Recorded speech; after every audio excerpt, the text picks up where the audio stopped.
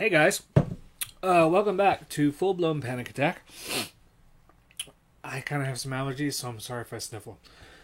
Okay, so we have a review roundup. We got some reviews for Blu-rays and DVDs, some sent to me, some in my collection, some I purchased at the store recently and have been on the website or are going to be on the website soon. That's fullblownpanicattack.com. So, I don't have all day, and I don't want this one to be as long as the last one. The last one went forever. So I have a shorter stack this time to try to make it reasonable. Okay, so first up, MVD sent this one over to me.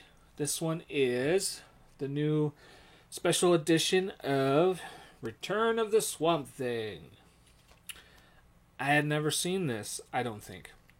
I saw the original years ago, like rental copy or something like that. I don't really remember it, to be honest. Never saw this one that I can remember. And it is some cheesy shit. So, if you don't know, Swamp Thing is a guy who, because reasons like testing and such, turns into a plant monster who's like a superhero. He's like a DC superhero. The comics, he was very cheesy until Alan Moore started writing it, and then it got way serious. This does not reflect that. This is super cheesy. It's only PG-13. Heather Locklear is in it. She falls in love with Swamp Thing, like, almost immediately. The acting is really bad, but so bad that it's funny. Like, there's some kids in there, especially one kid that, like, basically screams every one of his lines, and it's it's so bad. But a lot of fun. I had fun watching it. I would not tell you it's, like, good, but I definitely had fun watching it. And I recommend picking that one up. It's not too expensive. There'll be links to this and all of them at the bottom. Okay, next. By the way, it's incredibly hot in here. I live in Texas. It's very hot. I have to turn off the AC to do this. So I'll be pausing from time to time to use my shirt to wipe off my gunk. Okay. Now, Hammer Films double feature number 1. Now, Mill Creek has been putting out these Blu-rays with two Hammer Films. This is the first one. They're not really numbered, but this is the first one. I think there's 4 out now. I have them. I'm finally getting around to watching them. I did a review of The Two Faces of Dr. Jekyll quite a while ago, and there'll be a link to that one. But I finally got around to watching the Gorgon, whatever you want to say. And I actually like that one better. I've never been that much of a fan of Dr. Jekyll, Mr. Hyde. It's just every version is the same, and it just gets old, I guess. Like Dracula, they iterate on it. Frankenstein, it changes, but Dr. Jekyll and Mr. Hyde tends to be the exact same thing, with the notable exception of the TV show Jekyll, which came out a while ago. That was good. The Gorgon is like Medusa, snakes for hair. Stupid, cheesy, Peter Cushing, Christopher Lee, but fun. I liked it. Like a classic monster type. Next up, we have Halloween 6. The Curse of Michael Myers, unrated producer's cut. Now, I had seen the original one a long time ago. It's not that great. It's hated by a lot of people. Basically, the one that came out in theaters and has been on video since before this one came out was gory, completely inexplicable, and just kind of stupid. This one attempts to, this is what they originally wanted to do, or at least part of what they originally wanted to do. If you don't know, the script for this was actually written by a fan, and they decided to make it into a movie. But even this version isn't exactly what was written. This goes more into that whole thing where Michael Myers is like, he has a curse. It's like a rune tattoo of some kind. I don't guess it's a tattoo. It's just on his body, and it came from ancient druids, and he's cursed to kill these people and then pass his curse on or something. It's very silly, and there's way more questions than it answers. And this, while it expounds on some of it, does not answer all of those questions. Most of the gore gets taken out and is more akin to, what typically Michael Myers would do, not that over the top gore. And I enjoyed it, but it has its own problems. I wouldn't necessarily say that I enjoy it more than the original version. I can say it's a little better as a film, but I can't say I enjoy it more. Though I'm glad that both versions exist. It took me a long time to get to this one, but I finally did. And if you're a Halloween fan, this is something that you need to see.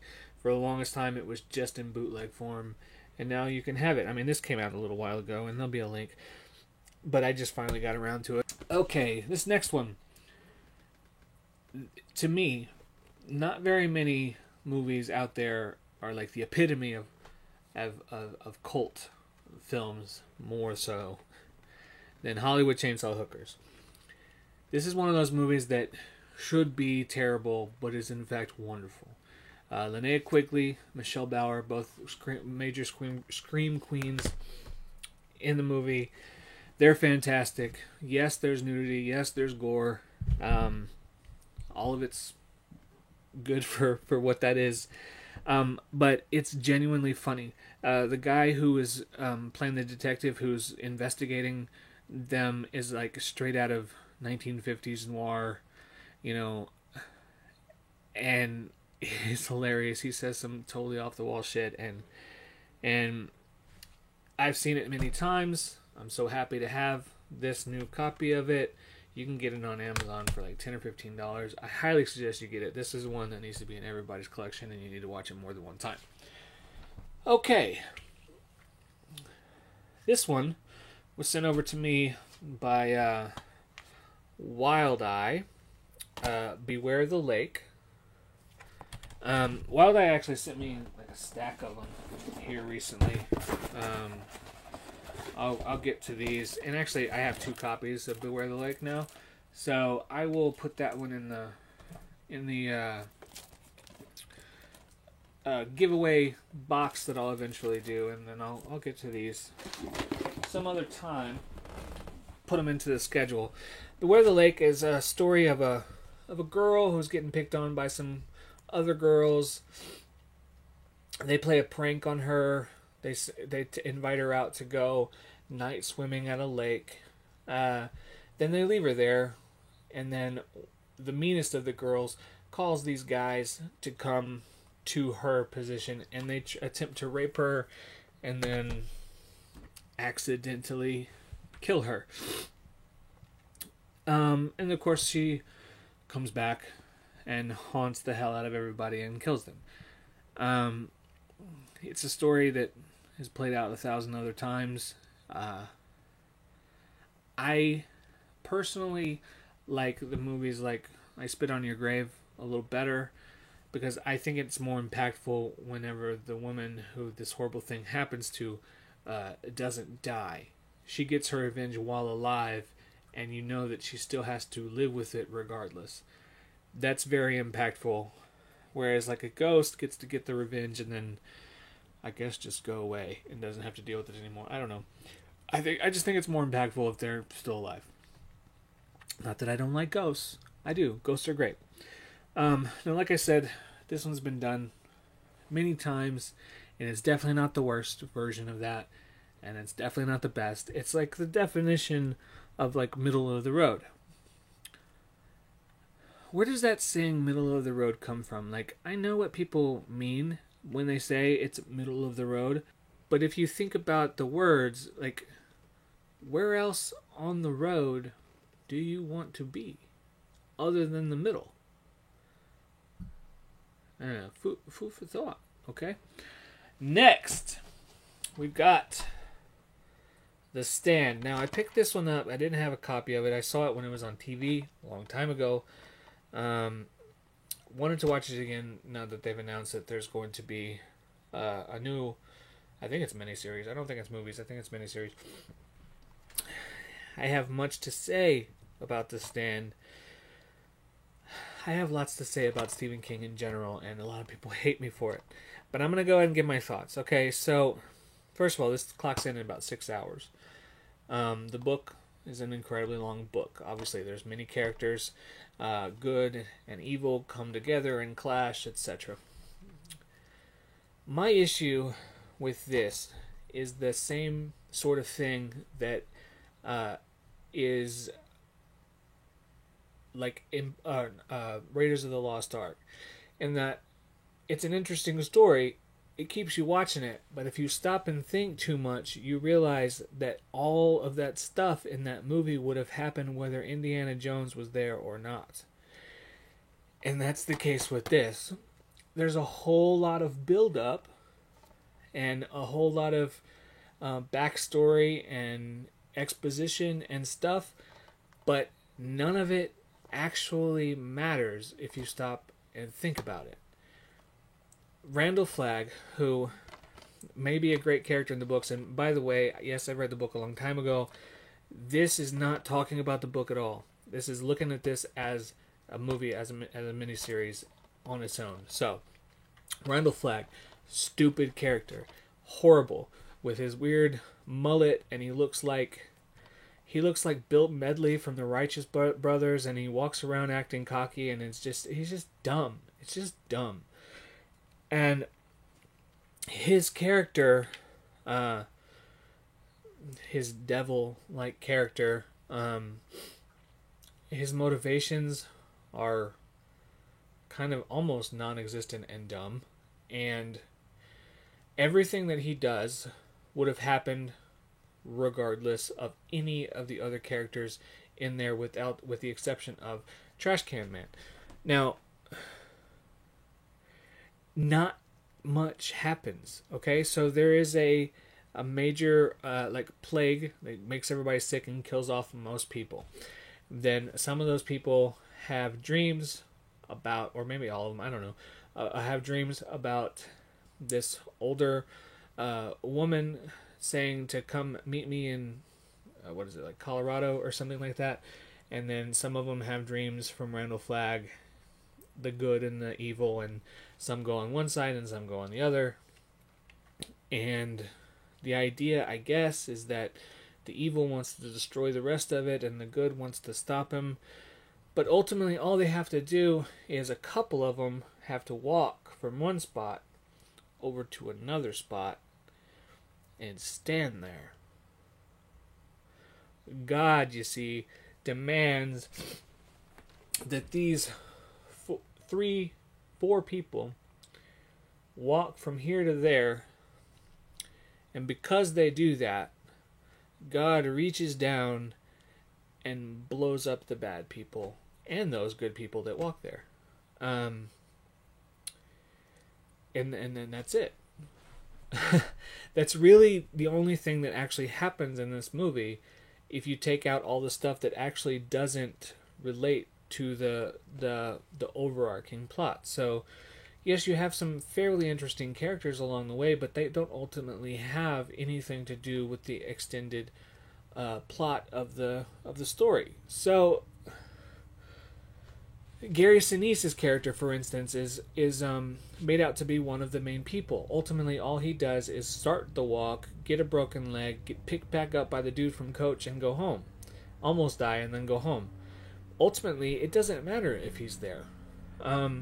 They send people to go like spy on the bad people, and none of them, like one of them doesn't even make it. Another one gets there and is on his way home by the time everything already happened, so he has nothing to report either. Like, that whole plot doesn't matter.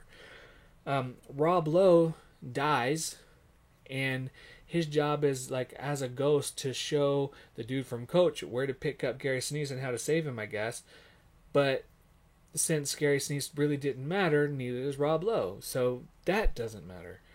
None of it really matters. Ultimately, it's just the 2 people that make it all the way to stand like God told them to that mean anything. The rest of it is just a bunch of stuff. Don't like it'll keep you watching it because you want to know what happened. But if you think about it, none of it matters. None of it. And maybe that's the point. Maybe I'm missing the point. Stephen King fans really like to tell me I'm missing points. I am actually a Stephen King fan. I think he's a great writer that doesn't really, in my opinion, know how to fashion believable stories. I know that sounds horrible, but I think he's an amazing writer. But I always find these things that are just so out, whatever. Doesn't matter. So that's The Stand. Oh, this isn't even supposed to be in the stack. I picked this up off a counter, and I guess it made it into the stack. Easter Sunday, I reviewed that one a while ago at Easter time, and it's really, really, really, really, really, really bad. So don't watch that one. Not the worst movie I've ever seen, though. That's actually at the bottom of this stack, so stay tuned. These next two were sent over to me by After Hours. They are adult films, pornography. So if you do not like to watch people making sweet love, these aren't for you. Okay? So this first one is another volume of the 42nd Street Pete Presents line, which After Hours has been doing for a long time. This one's called Hot for Teacher. Essentially, these are old grindhouse films that were shown sometimes for like a day or two, and you know, this guy he makes sure that they don't get lost to time, and he sort of remasters them. He basically just saves them and puts them out. They're rough and silly, but they are what they are, and I like them. Well, I kind of like some of them. Anyway, this one's called Hot for Teacher. It's got 3 movies. Class of 69. Ooh. Once and for All. And After School Exams. Basically, it is a bunch of students having sex with each other in various movies. They are what they are. It's porn. It's old porn. So if you require completely hairless vaginas and breasts the size of seedless watermelons, then don't go here. I hear that Stormy Daniels is really liked by like kings and queens and stuff, so maybe go check her out. Hey guys, sorry for whatever reason the video got cut off. So I had a couple of more movies, and I just want to show them to you real quick. So the other one was the other porn movie, Venus in Furs. Yay. That one has essentially more plot. It's more grindhousey, less porn. It's not shot like a porn. It's shot like a movie. I wouldn't say it's great, but it's better. It's more up my alley. I like my porn to have a story. I know a lot of people don't. I do. I honestly like to watch it like a movie. This one I would recommend more so. It's a triple feature as well. It's got Abduction of Lorelei, South of the Border, and Turn Me Around. Turn Me Around's pretty much just porn scenes, but the other two have story. And they're what's called roughies. In case you don't know, it has themes that are like rape, things like that. Now, obviously, it's all simulated, but it has that sort of thing. It's kind of like porn versions of I Spit on Your Grave or some shit like that. And now, last and certainly least, we got Cannibal Hookers. Cannibal Hookers. Now, I got this on a whim for some unknown reason. I don't know why. Probably because I get everything. And, well, it's just bad. It's 70 minutes of terrible. Basically, sorry, I'm not very good at holding this thing up. Basically, nothing about it is good. The acting, terrible. The story is virtually non-existent. It's about hookers that like to eat people. That's the entire story, and it does not end. There is no ending. It just sort of, it's as if the director like died in the middle of a scene, and then the cameraman like stabbed himself in the heart in like solidarity or some shit, and then the editor just didn't give a fuck. In fact, the editor didn't care so much that there's actually a scene that repeats itself. Like it shows it and then it shows it again because the editor hated the movie so much he didn't want to go back and watch it to make sure he did it right. The cover, this picture, nothing to do with the movie. It's I don't think I've seen anything worse. Honestly, it's so bad. Don't watch it or do watch it. I don't care. There'll still be a link for it down below. I think you can get it for like $5 or something, but it's so bad. Okay, so I'm gonna end. Please like and share down here. Watch my videos. Go to the website. Lots of fun times at the website. Lots of top tens, interviews, reviews, all that kind of stuff. We have a lot of fun, a lot of humor involved usually. Fullblownpanicattack.com. Go to it. Please subscribe. Please watch this stuff. It helps. Comment. Let me know what you think. Love you guys.